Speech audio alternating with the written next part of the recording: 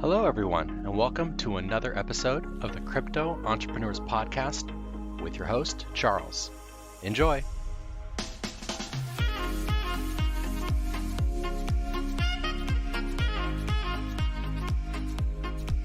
What's up, everybody, and welcome to episode 41 of the Crypto Entrepreneurs Podcast. It's your host, Charles the ETH, and today I'm having on my first repeat guest. He's an online friend of mine. His name's Reptar. You've probably heard about him. If not, you're missing out, in my opinion. He's the co-host of a show called Reptar Radio. He co-hosts that with Cash. And today we're going to be talking about kind of the right and wrong ways to create content, and how to properly monetize that content, and then the quote-unquote cringe content that we see online. So let's get into it. So Reptar, I've had you on before, and you kind of gave us a little background on yourself. But for everyone who hasn't listened to that episode, can you just give us a quick rundown of who you are, what you're doing? And then for everyone who did listen, can you just give us a quick update on how you've been and what you've been doing since that last episode? Sure. So I've been in crypto or crypto adjacent since March of 2017. Hopped on crypto Twitter shortly thereafter. Sort of been shit posting around, calling attention to certain issues that I see around the place, which we can get into more specifically later. And yeah, I'm not a CEO or this or that or anything. I'm just a guy with opinions who it seems like a fair amount of people enjoy listening to. And I've just recently started a podcast with my friend Cash Boy called Reptar Radio. That's probably the only major update since my last appearance on this show, other than having lost a whole bunch of money. That's pretty much it. Yeah, man, I very much enjoy your opinion. I think I agree with a lot of it. And at times it can be a bit harsh, but I think the underlying truths to your opinions are there. And then also, you did graduate college, right? So congrats on that one. Yes, I did. I couldn't remember if I had already graduated the last time I was on here or not. I wasn't sure. Yeah, so. I think it was right around that time. So you've graduated. You're in Florida now. Is that correct? Yes, I'm down in Florida, trying to escape. I'm just waiting to get some stuff sorted out, which is a long, boring story I won't get into here, but my non-crypto life is sort of in a weird limbo right now where I'm kind of just doing nothing. But it's all good. I'm making the best of it. There we go. I appreciate it. Posting away. Yeah, we get to see a lot of you on Twitter, so I don't mind it. Yeah, that's all right. There we go. Okay, so in crypto since 2017, the last episode we did, for everyone who hasn't listened to it, it's on censorship, because you've been banned, a number of times. I'm on my 13th account. 13th, that is absolutely insane. So yeah, we got into censorship, and then this idea that Bitcoin is censorship-resistant money, and the implications of that, and I think that was a very important episode. I think this one's going to be a little bit more fun, so I'm really looking forward to it.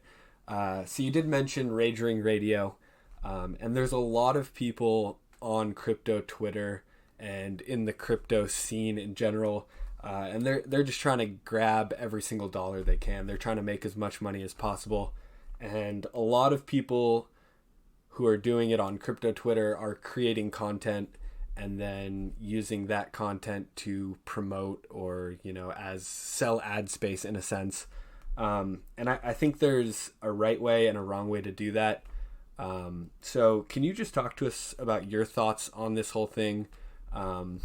This whole idea of like the influencer who's creating content, and how to kind of do it the right way? Sure. Yeah. So, like you said, there's definitely a right way and a wrong way to go about it. Right. And I think, there are certain things that we all know are bad, that we all know are red flags, like, shilling a token without disclosing that it's an ad, or recommending an exchange that you've never used without disclosing it's an ad. There's obvious things like that, right? But then I think there's more intangible things, sort of things that are sort of more of a feeling, or more of a sort of a perception thing, right? So one major thing I think is the how genuine someone is, and I don't like phrasing it that way, because it sounds sort of like I'm being uppity and gatekeeping, and like my opinion on who is genuine is the only metric and blah blah blah. But what I mean is, I think you can tell when someone, if you're on the internet, right, you can tell when somebody, if you've been on the internet a long time, if you understand, if, as we say on Raging Radio, if you're online, you can recognize these things that certain people are doing, where they're not doing it because they think it's constructive. They're not doing it because they think it's funny. They're not doing it because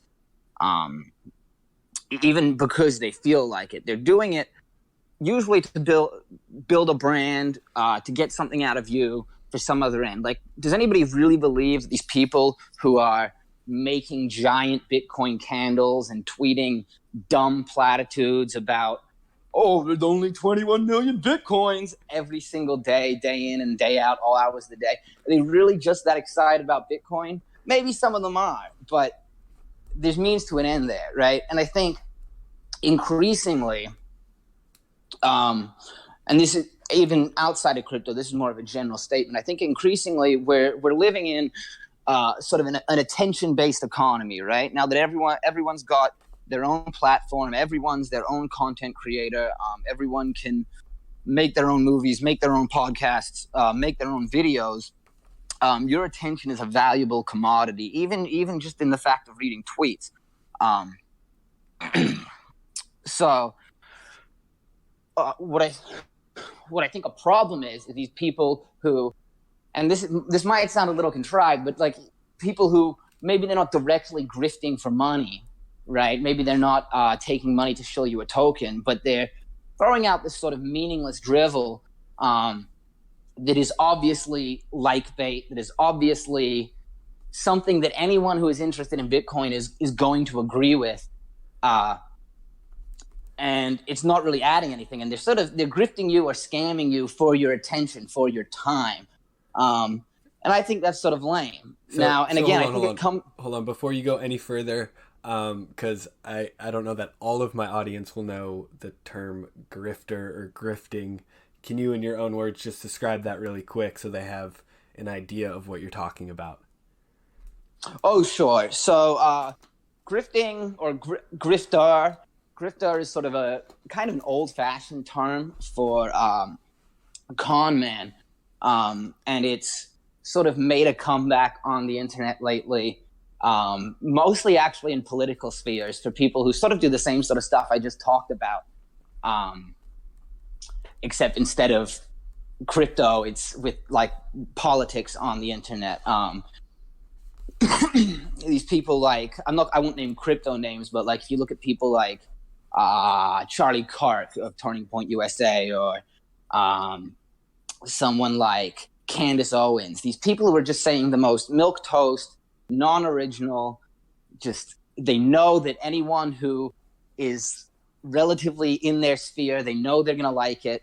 So that's sort of the internet term for grifter, as well as just, con men, people who are acting underhandedly to acquire money. So it basically just means con man. But yeah, to explain, I feel like I didn't explain what I was just saying very well. So I guess the best way I can put it, and this is the way I put it when I talked about it on Raging Radio. I've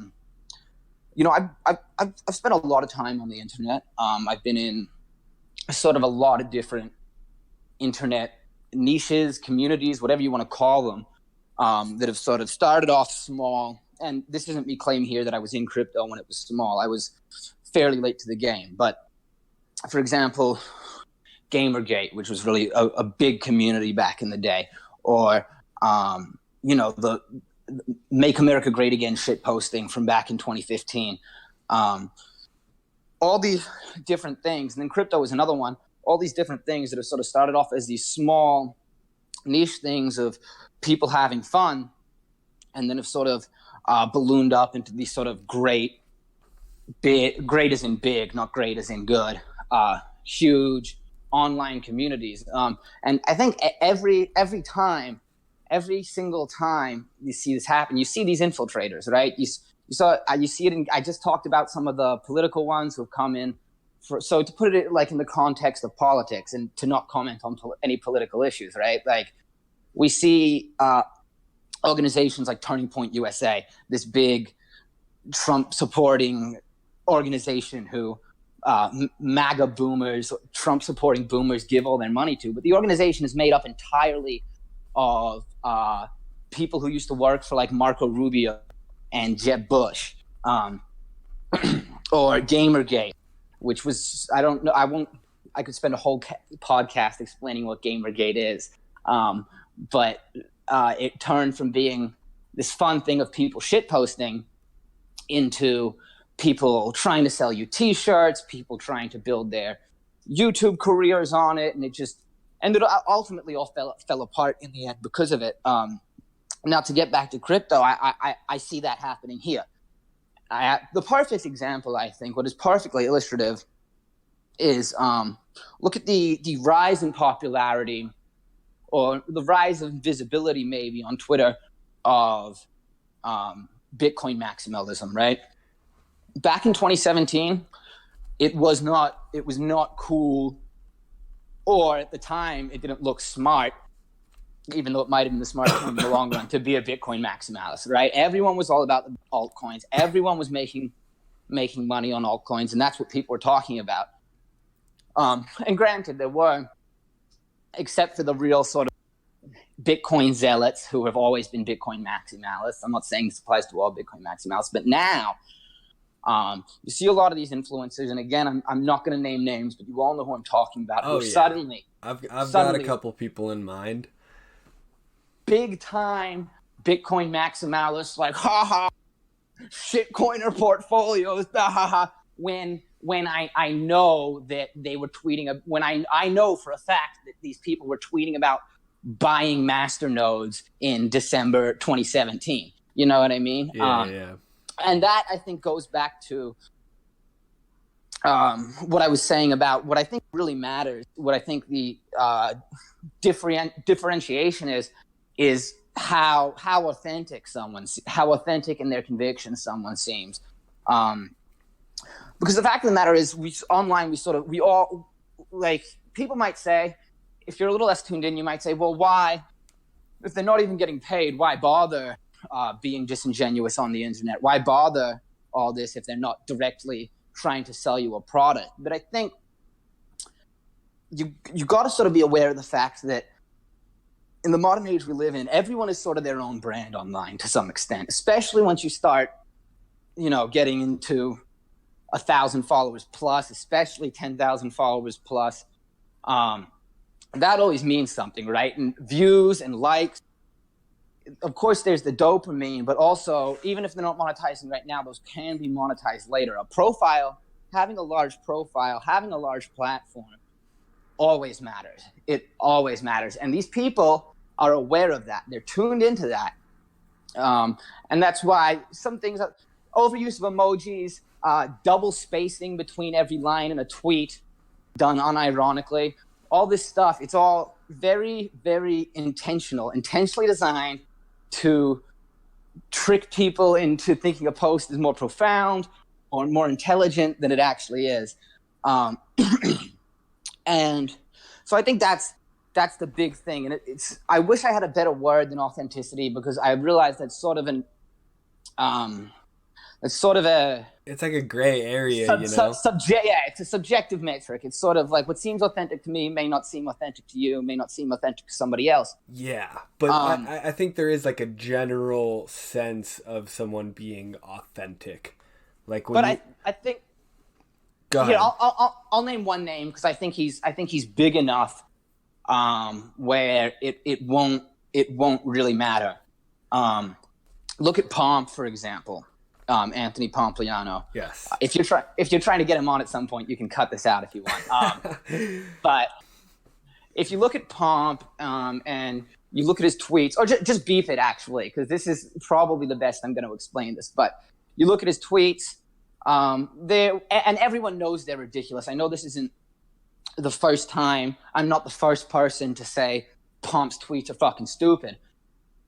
But you look at his tweets, and he's tweeting this benign, like, shit that's clearly just meant to appeal to as many people as possible all at once, get him likes, get him followers. And you read it, you sort of think, oh, wow, like, this guy's clearly an idiot. Like, this guy's clearly, like, dumb and overexcited. But then you watch him in TV interviews. He doesn't talk like that. That's not how he talks. No, not at all. Pomp is very acutely aware that as much as he's got his fund going on. I forget what it's called, where he's getting boatloads of money to invest in coins for people. Morgan Creek, I believe. Yeah, but at the same time, he's aware that while he may have that money, building a brand matters as well. And that's always going to be valuable. Even if crypto goes away, having a brand and a following is always going to matter. Like, does anybody really believe that Pomp is just that excited about Bitcoin that he's just going to tweet dumb stuff all day long? No, he's playing a game. He knows what he's doing. Yeah, and they all are. Smaller accounts are too. And I probably am in my own way, to be honest. I'm obviously as edgy as possible to upset people, and that gets me attention and dopamine. But I'm not. And again, this is another problem, as well as the authenticity of things. People who overvalue themselves. I saw. This is the perfect one. I saw a tweet the other day by a certain influencer who I won't name because I'm pretty sure they've been on this show before.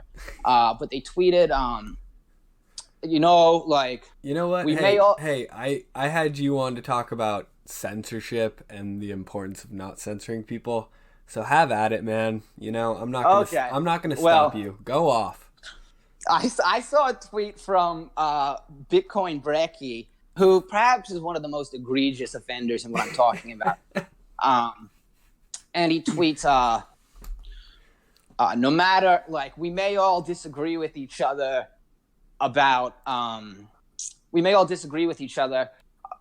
what to do with Bitcoin while we're at Bitcoin conferences, but just by being at these conferences, we're changing the world.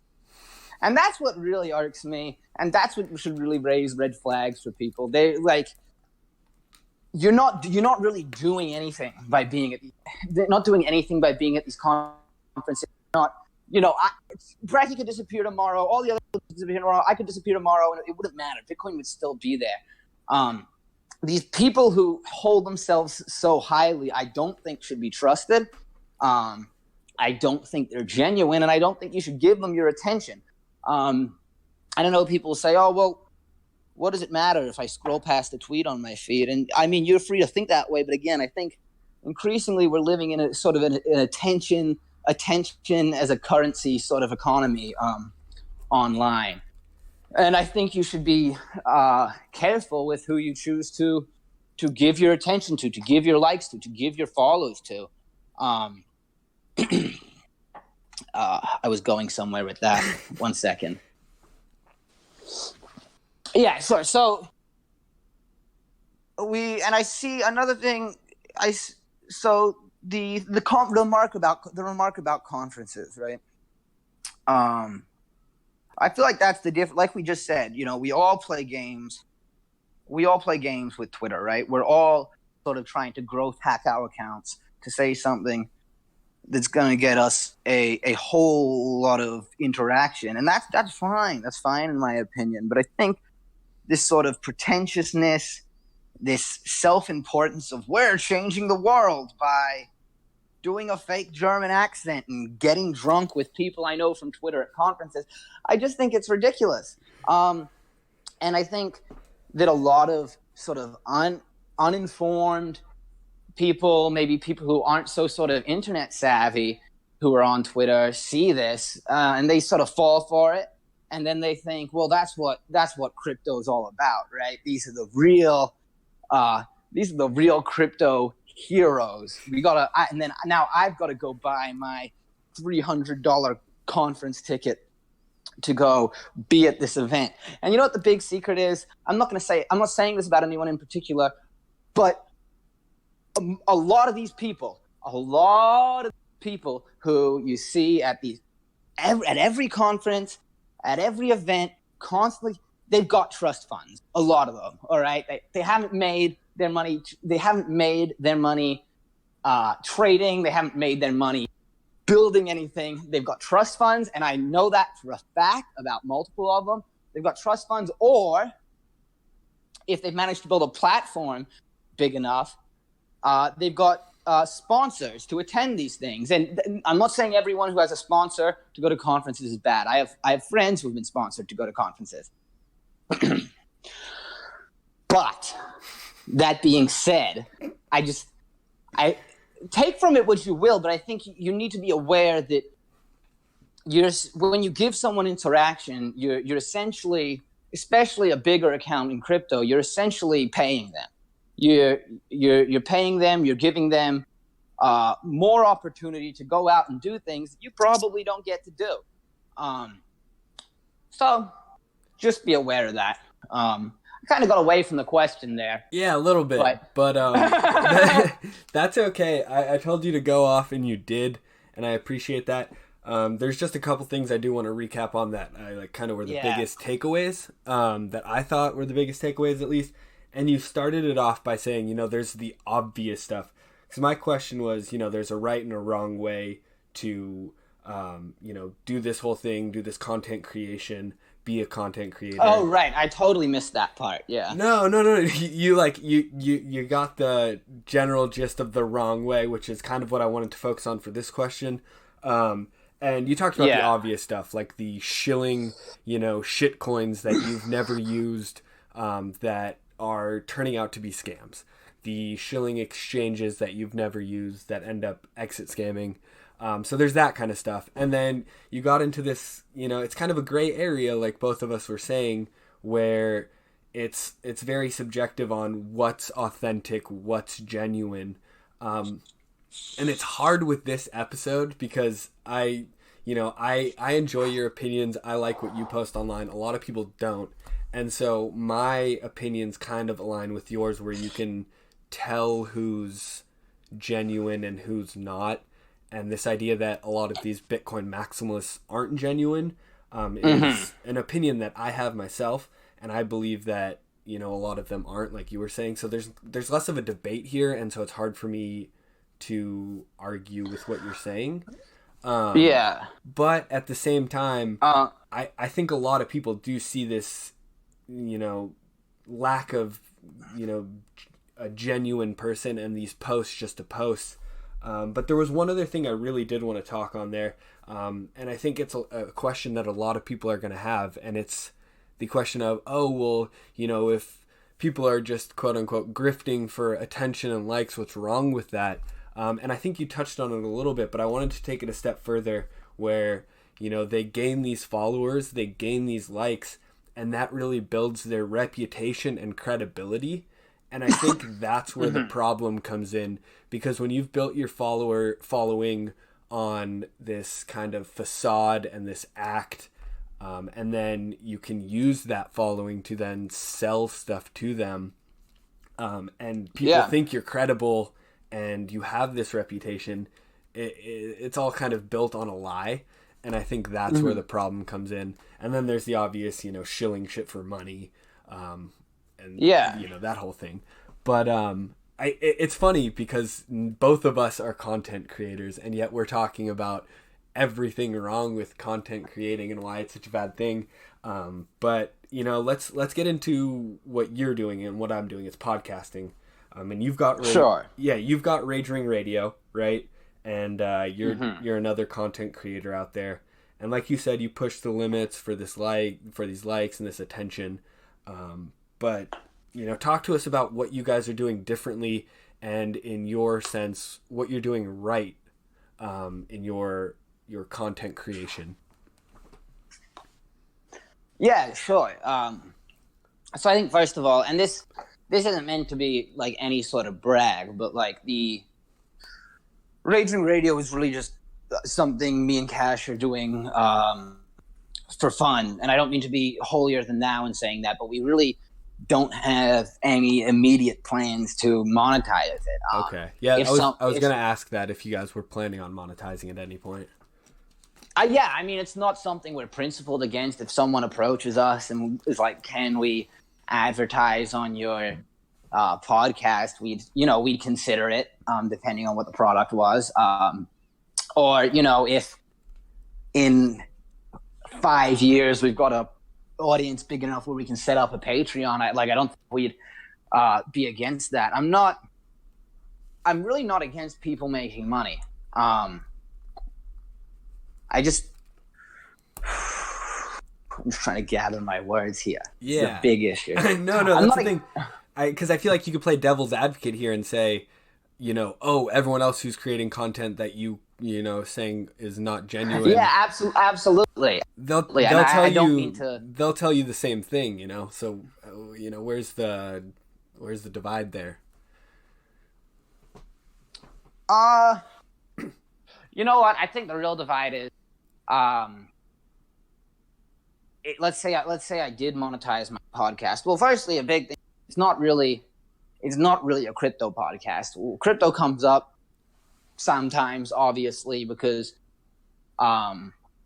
me and Cash are both heavily in crypto, obviously, and that's sort of what we're growing it out of. But we've got visions for this to be more of just sort of a commentary sort of podcast that has a much larger audience potential than just a podcast about crypto. Now, that's not to say that all crypto podcasts are bad. I obviously like this one. I'm a big fan of Crypto Street Podcast. Shout out to those guys. But in the real dividing line, I think is, again, it goes back to purpose and to authenticity, which is, again, hard to define. But there's people whose podcasts are an extension of whatever their online business is. You know what I mean?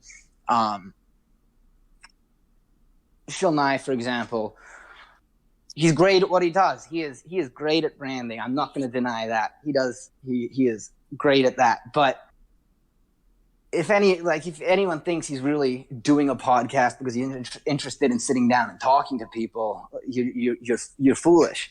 And now, is there a problem with doing something for not genuine reasons? I think it's probably a matter of opinion, but I think content is going to be less entertaining and less valuable and sort of more time wasting. And now, in terms of what I do, what you do, that makes it different from that is we're both just doing it really because we enjoy doing it. Now, I know people will say, oh, but Charles is always asking for sponsors on the timeline. Why aren't you calling out Charles? Yeah, but that's really only been a recent thing. We've spoken in private. I know what kind of guy you are. Granted, a lot of the people I'm insulting I haven't spoken to in private, so maybe this is a sort of unfair measure. Yeah, I mean, it almost seems like because we're buddies, I get a pass. Oh, you're not far off there. Yeah. Well, see, I don't know. Okay, fine, Charles, you're a grifter. No, I'm just kidding. No, I was expecting a bit more of a roast from you, honestly. No, I mean, you always do. I mean, it's hard to roast you too hard for it. It is cringe. I'm not going to lie. It's kind of cringe. But you're always self-deprecating about it. There's always a self-awareness for it. I saw a certain, a number of weeks ago, I saw a certain streamer just totally zero sense of irony, zero sense of, haha, I can't believe I'm doing this. Post, oh, I'm going to this conference and I need a sponsor. Hit me up. Why? Why should any brand hit you up and pay for you to not even sponsor your show or just pay for your trip to this conference? It's ridiculous. And it's really an intangible sort of thing, I guess.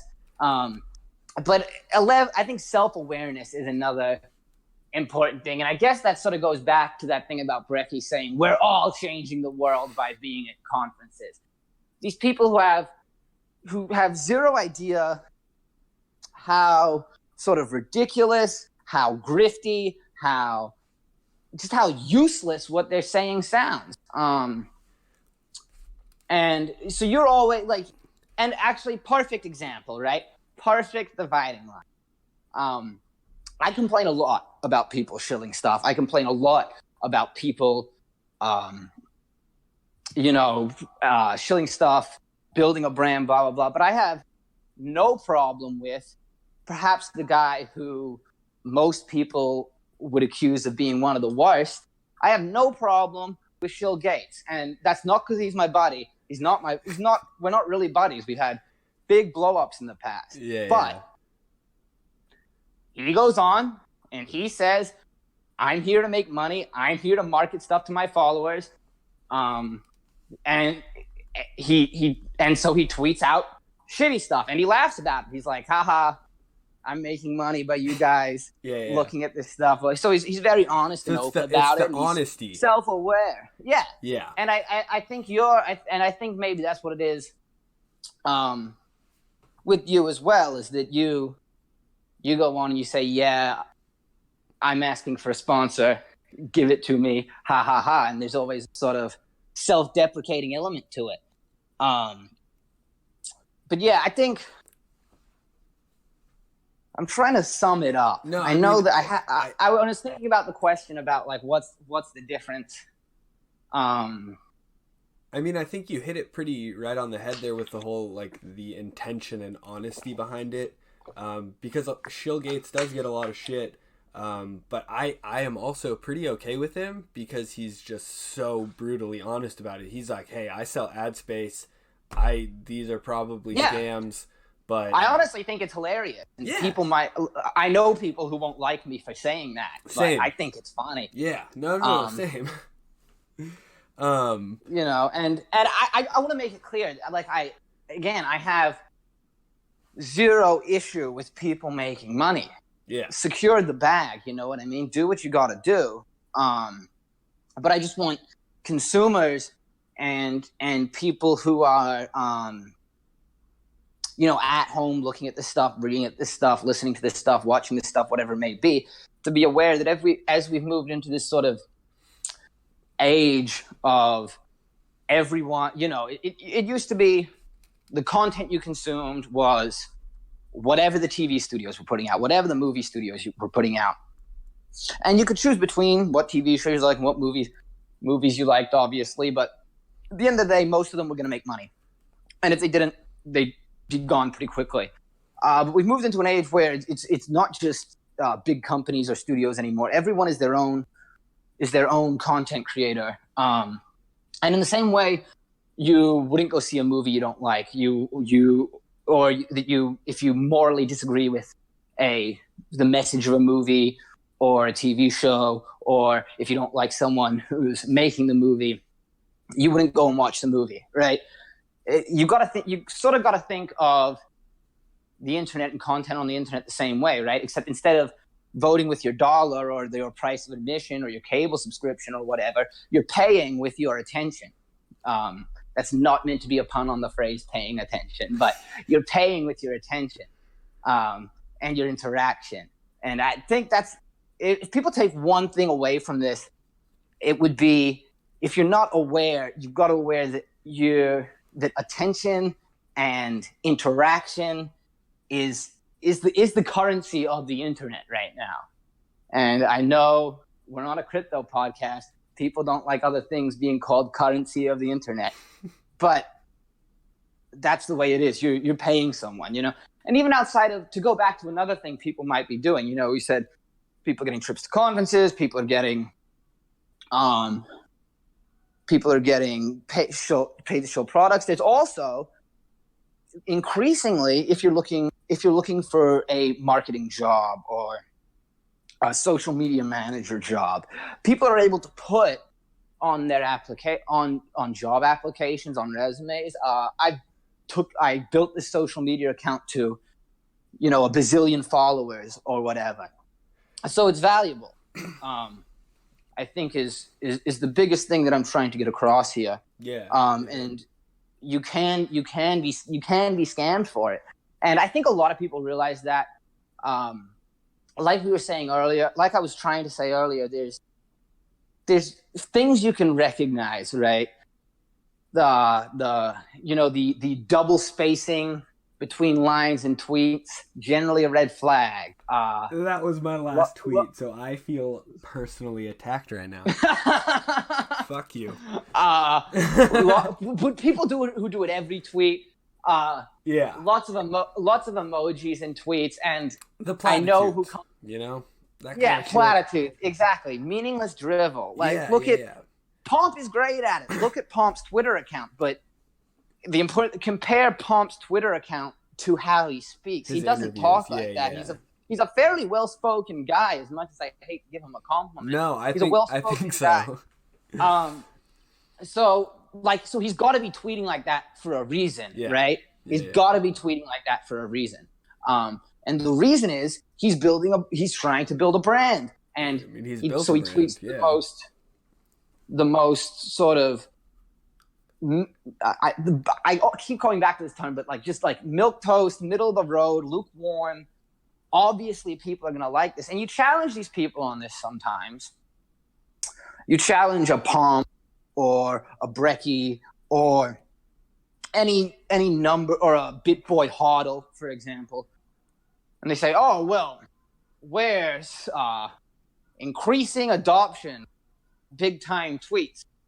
But it's but all your likes and your retweets, they're all coming from crypto Twitter. You know what I mean? You're tweeting, there's only 21 Bitcoin in the world. Yeah, you're gonna get a bunch of likes from crypto people on that. I don't think someone's gonna stumble upon that and be like, oh, you know what? Suddenly I've got to make all my purchases in Bitcoin. And that really goes back to the self-importance, which is just sort of a pet peeve for me. These people holding themselves up is sort of essential to the space. It's funny, I saw, I forget who tweeted it. But there was a tweet the other day, or I don't think it was the other day. This was a couple months ago now.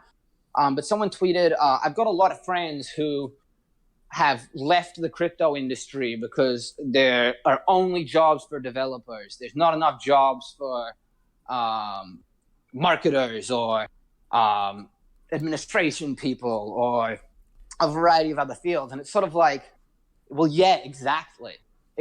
You know what I mean? All this branding, all tweets, all these coin reviews, all these interviews, they could all disappear tomorrow. And Bitcoin would still be there. It would still be getting built on. So I feel like people are sort of trying to force to sort of create necessity for themselves in the space that doesn't exist. You know what I mean? You don't need any of it. And I wish I still had that tweet, because I was like, that's exactly the point. You know what I mean? It's an open source software. The idea is that all you really need is development. Granted, I mean, there need to be companies using Bitcoin. So it's not, we just need the core devs and then everything's good. But to a certain extent, people got very excited about crypto as an industry after 2017. And I think a lot of people got in and they realized, people might have thought, oh, I'd love to get a job in the industry. I'd love to do this or that in the industry. And you sort of realize that, well, based on its sort of total market capitalization, it's certainly sizable enough to be called an industry. It's not really an industry in the sense that it needs all these different moving parts to function. You know what I mean? Like, at the end of the day, it's really just software. And I think a lot of people sort of came to realize that. And the only thing that's really left to do is sort of spout nonsense on Twitter and then monetize that in one way or the other. And I think a lot of people don't realize that, is that really the only work that matters in crypto, purely in crypto, I'm not talking about crypto adjacent things like then you get a business that accepts crypto. But in like purely crypto work, all that really matters is development. You know what I mean? That's all that matters in my opinion. And yeah, there are certain things like exchanges and branding and still, and that's why so many people. If crypto was an industry in the same way that say, I don't know, in the same way that say cars are an industry, right? Let's say you want to work in cars, right? You can become an engineer, you can become a mechanic, you can become a designer, you can work in the accounting firm at a car dealership or company. You can work in admin car dealership or company. You can work in marketing at a car dealership or company. And all of these different sort of aspects within the industry need to exist for the industry to function as it does. I don't know. I don't think you need necessarily. Go ahead. I don't think you need you don't necessarily need all of them. But I get what you're saying. It just seems a little bit overcrowded at the moment. I totally agree with the content part of what you're saying. Like every single content creator could pretty much drop off the face of the earth, and what Bitcoin does and what it's meant to do will continue on. But I think you may be simplifying a little bit too much. Sure. Yeah. Maybe. Yeah. I don't know. That's fair. Yeah. But I mean, I think we're getting a little bit off topic here. Yeah. So I do want to kind of just pull it back in. There were some, very important topics that you did touch on. And I talked, the original question was, what is Rage Ring Radio doing right? And how are they doing content creation right? And you got into a lot there, but I do think there was some important stuff, like the idea that monetization isn't, your end all be all. It's more of a for fun thing.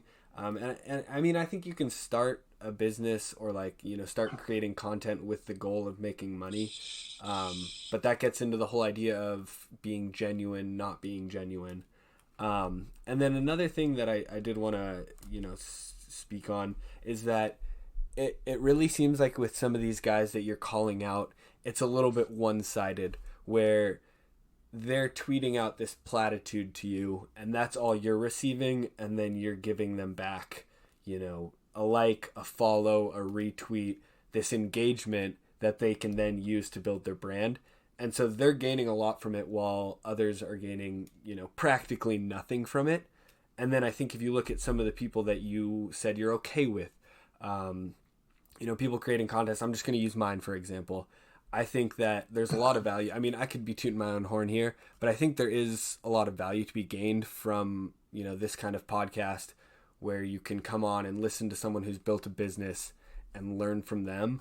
And so that's what I'm giving to them. And then in exchange, my plan is, build my brand and then hopefully get a sponsorship from it. So it's a little less one-sided. And I think that is where I can agree with you, or where I can say that there's a line that's drawn between genuine, not genuine, the right way, the wrong way. But okay, so we did talk about, your ideas for Rage Ring, and I do like to ask most of my guests this, and it's, what you're most excited for in the coming 12 months. And I know that doesn't have a lot to do with this idea of, the right way to content create. Grifting. But, I always want to hear from you guys, what are you looking forward to in the coming 12 months?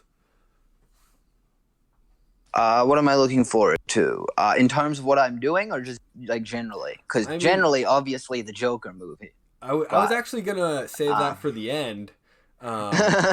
We can get into that, and I was going to ask you if you're going or not. But what I'm excited about in terms of... in terms of Rage Ring and you in crypto, I guess. Yeah.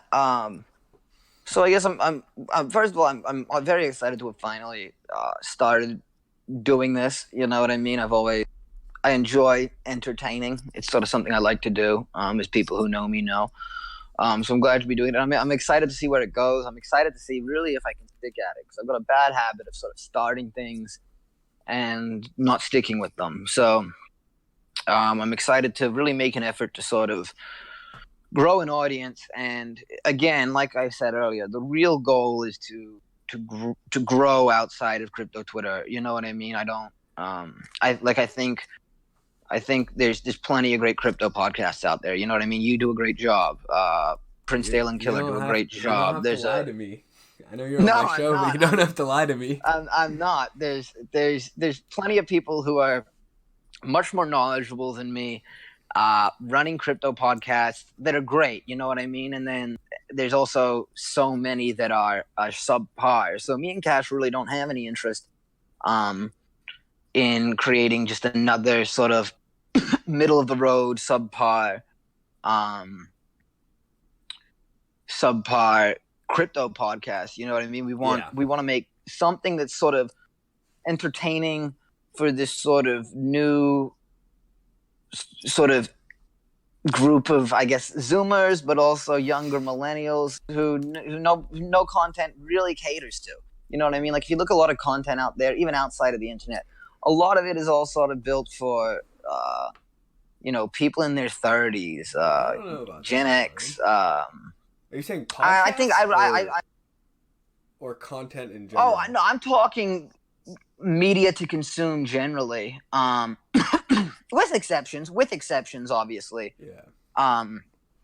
So we sort of want to build some, and it's funny when we decided to do this. Cash sort of came to me and he said, the bar for content online is so low right now, right? Like there's a handful of really great things, but generally, like, go look at. If you're listening to this, go look through the trending page on YouTube right now. Fucking garbage. It's all ridiculous garbage. I was going to say, that's what you're going to have to turn into if you want to make videos or podcasts for the Zoomers and millennials, because that's what they're watching, and I think that's garbage. Yeah, I think that's because there's no alternative available. And I also think we're talking specifically about the YouTube trending page. I mean, we know Google has a fucky algorithm that they use to sort of suppress certain content that may be better and, raise up things that are just going to get clicks, even if it's just sort of meaningless. But I think me and Cash think there's a market for just sort of funny shit talking ridiculousness. And the Cash would describe what we do better than that, but that's my layman way of putting it. I think there's a lack of, and I'm going to use this term again, I think there's a lack of authenticity out there. And this isn't me being like, I'm the most authentic person in the world. There's lots of people who can do it. There's lots of people who do it. But I don't think there's enough of it out there. I don't think there's enough good, funny content out there that I would recommend to a friend. Like, if let's say someone came up to me and said, what podcast would you recommend to me, or what YouTube channels would you recommend to me? And let's say they're not a crypto person, they're not looking for crypto information. I can think of maybe like 3, 4 maybe that I would readily, openly recommend to anybody,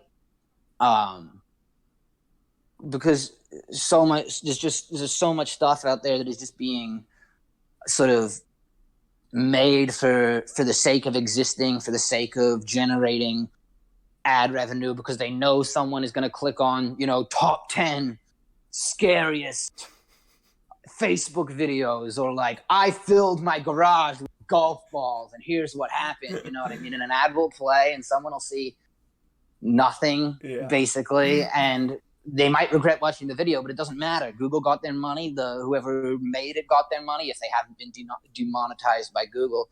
So I think really what me and Kaz want, really, like, it's hard. Oh, I'm getting away from what we're most excited for. Stay on topic, Reptar. Stay on topic. Yeah. So I'm glad you brought yourself back in there. To conclude, oh man, to conclude, I'm excited to be offering something new. I guess I'm excited to see if it takes off. I'm excited to sort of challenge myself. Like I know people on crypto Twitter think I'm funny. You know what I mean? I know that. Yeah. But I'm excited to sort of see if I can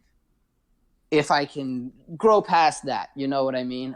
That's the same reason I do stand-up comedy now and then. I'm excited to see if I can sort of reach and affect and entertain total strangers and people who, aren't listening to it just because it's Reptar from Twitter. They're listening to it because it's a good podcast, or just because it's Reptar and Cash from Twitter, I should say. I don't want to leave him out.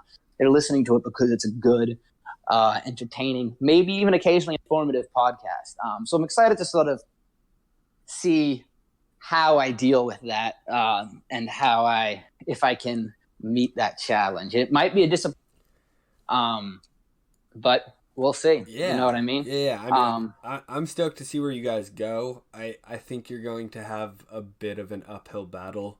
For sure. Because the general public is almost conditioned to turn to that absolute garbage, as you were saying. If you think of some of the big podcasts, think of like Joe Rogan, Barstool, Call Her Daddy, those kind of things. Don't get me started on Call Her Daddy. I don't fuck with that. I don't. I mean, there's like a few podcasts that I'll listen to, and a lot of them are, either crypto or based on, creating businesses, being an entrepreneur. So like I wouldn't even recommend many podcasts to people. So I think you're gonna have an uphill battle there. I think you two can stay true to who you are, and not get away from that authenticity and being genuine.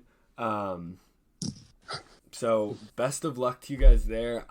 I'm excited for it. You need to you need to get a better mic. Because I have one. Good. That's actually another thing I'm excited for. Good. Because I couldn't get through the episode that I turned on. I posted a picture on Twitter. I have a very official, professional-looking microphone. What you got? What you working with? I don't even know what it is. It was just like one with good reviews on Amazon. There we go. But it's got like a stand and it looks like a real microphone. So that's all right. Good. Very exciting. Very cool. So yes, actually, I need to say that if you're listening to this and you tried to listen to the first 2 episodes of Rage Ring Radio and you couldn't because of my terrible audio, don't tune in next episode, which should be coming out sometime early next week. No promises. I think we're recording sometime this weekend, but don't write us off yet. The problem has been addressed, and the quality content is coming. There we go. Yeah, I mean, I honestly couldn't listen to the whole thing through. The sound quality was just a little bit too off for me. I get it. I mean, I want to support you guys, obviously, so I'm glad you got a mic, and I'm stoked to tune in for the next one. Which kind of leads me into my last question, and I feel like you've kind of already answered it. And it's always like a way to wrap up. What's the biggest tip if you had to start over? What's the first thing that you would do? So scratch these first 2 episodes of Rage Radio. For sure. What are you doing differently, or what would you do differently if you needed to start all over? Start the podcast over. Well, obviously, get a new mic. There we go. Also, I think sort of familiarize myself with audio editing and such before jumping right into it, because I was sort of like, I was doing the editing and I was sort of like teaching myself as I was going, and I've kind of got the hang of it now, but it was rough for a minute. There was stuff in those episodes that probably should have been cut. It wasn't cut. But it doesn't really matter because no one's listening to all of them anyway because the audio sucks. So there's a benefit there. What software are you using? I'm recording it with OBS and then pulling the audio from that video file and editing the audio in Audacity. There we go. Yeah, I think we talked about that in the DMs actually, but that's been really easy for me. I haven't seen many problems with it, so I'm glad you got it figured out. But okay, so starting over on Rage Ring, it's kind of just getting the technicals down. What about? Yeah, I guess being more professional generally, sort of. You know what I mean? Like it's obviously sort of like I won't deny that it's pretty amateur hour. Yeah. You know what I mean? Yeah. But that's how I'm not grifting. If I was trying to get something out of you, it would be super polished and high quality. It's like music. It's lo-fi because it's real. Oh, fuck off, because you're saying that that's where you're headed already. Your tip was to get more professional. Yeah. Well, don't quote me to me. Okay, fine. Fuck your podcast. What kind of tip do you have for someone who's trying to break into the content creation game? How about that? Your biggest tip. My biggest tip. Yeah. Don't be an asshole. Nah, I wouldn't say that, because being an asshole is what's always worked for me. If it feels silly, it probably is silly. You know what I mean? And don't make something that you wouldn't want to watch, right? Don't make content that wouldn't entertain you. You know what I mean? Like, you think these people who make crypto music videos are sitting down and watching crypto music videos all day? Hell no. So make content that you would want to see, make it something that you would be happy to say to someone in real life, I made this. That isn't embarrassing. That isn't cringy. That isn't bait. You know what I mean? That doesn't feel like a waste of time. To put it shortly, just make sure it's something that you would want to watch, that you would want to see. Don't make something that is aimed to sort of bait or entertain people who you might not be as informed as you, or might have lower taste than you. Don't compromise for the sake of likes. Make something you'd want to watch or listen to or read or whatever it is you're doing. I respect that. Yeah, I mean, the reason I started mine was I was actually listening to a podcast on business in general. And I was like, you know what? I'm going to bring that over because this is something that I enjoy. And I'm 40 episodes in. This is starting to get much easier. It doesn't feel like a job in a sense. I'm still just having fun with it.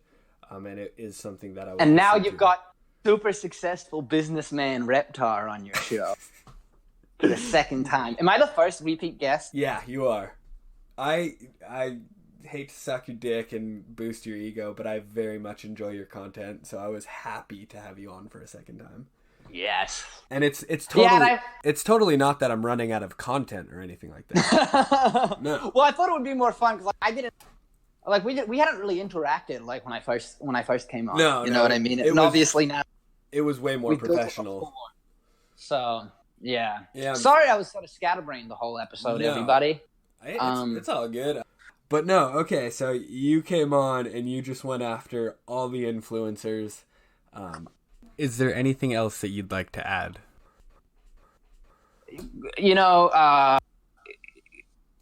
Brecky, Pomp, these others, they're sort of like, they're kind of obviously, to anyone who is online, to anyone who is even remotely familiar with how sort of attention online works nowadays, it's pretty obvious. But there's sort of another sort of higher class of grifter. These people, like a lot of the OG maximalists, I think, get pretty grifty sometimes. People like Pierre Rochard, and I like some of what he has to say, but people like Pierre Rochard, or people like Bitstein, or even like Saif Dean, the author of the Bitcoin Standard, which is a good book. But the guy is selling $83 online economics courses now. You know what I mean? I don't know. It seems a little ridiculous. It seems like the sort of thing that, like, when I first, when you get into Bitcoin and you're like super excited and you've got to read everything and do everything. It seems like sort of a trap for that. People be like, oh, I've got to get Bitcoin. I've got to buy this. To understand Bitcoin, I've got to buy this $83 course on Austrian economics, which obviously you don't. Yeah. So I don't fuck with a lot of the like more famous people in this space. I feel like they're all frauds in a sense. Yeah, no, I think so too. And I think I meant to mention that earlier because I think it's important that there's this sort of higher grade of grifter who are doing essentially the same thing, but with a little more a little more finesse on it. Yeah, it's I guess classier, you know what I mean. they've been it's I guess you know what I mean. they've been around for a while. They actually do know what they're talking about, but they're selling you on top of that. And I respect the hustle, but I think they do it under this guise of adoption over they're trying to put some money in their pocket.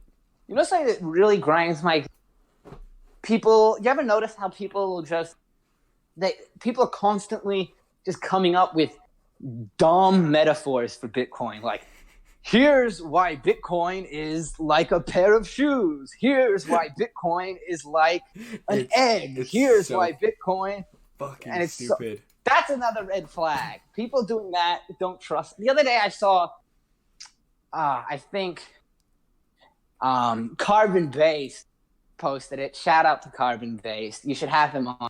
I'm having him on. I'm having that articulating this stuff. I'm having that whole like vile gang on for an episode. Oh yeah, they're funny, man. But I like them. He posted this tweet from somebody yesterday who was like, Bitcoin is like an X-Men toddler. You can kick it in the head, it might fall over, but it'll just get straight back up. Like, how far did you have to reach for that metaphor where, like, oh, well, you can't kick a regular toddler in the head, so it's got to be an X-Men like, you couldn't have thought of anything better. Like, they're running out of content, man. That same analogy. Yeah, right. They're running out of content, and it's easier to spot them.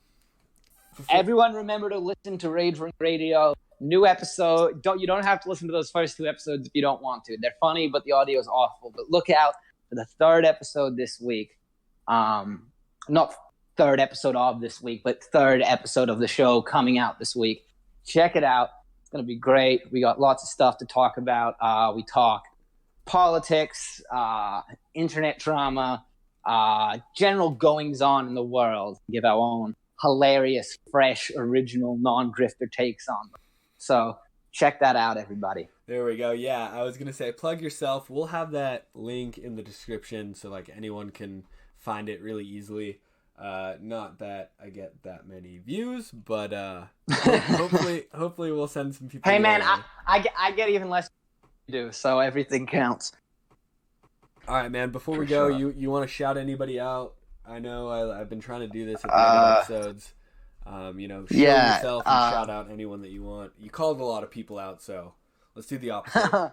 Well, shout out my Rage Room Radio co-host, Cash. He's the brains of the operation. Great trader. You should also check out Cash's Twitch streams where he charts. Those are pretty good. I'm not good at paying attention, but people who like trading enjoy them, I know. So check those out. Shout out Twicrates, 100%. Praise Christ. Bringing Christ to the timeline every day. Wonderful guy.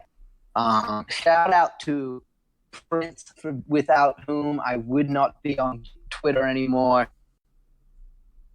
With a friend. Who else? Shout out Showerhead for architects. Shout out Zalzabab for being a good guy. And all my internet friends, I love it. I support all of them majorly, and we'll make sure to get this one in the episode because I fucked up Showerheads and I forgot / deleted his. So, yeah. All right, man. I really appreciate it. I gotta go for this movie. Thanks for having me. All right, guys, that wraps up another episode, and I just want to take a quick second to ask you a huge favor. If you found anything in the episode helpful, or it's been inspiring to you in any way, I just ask that you share it with your friends, family, anyone you know on social media, and hopefully we can help them out as well. Have a good one.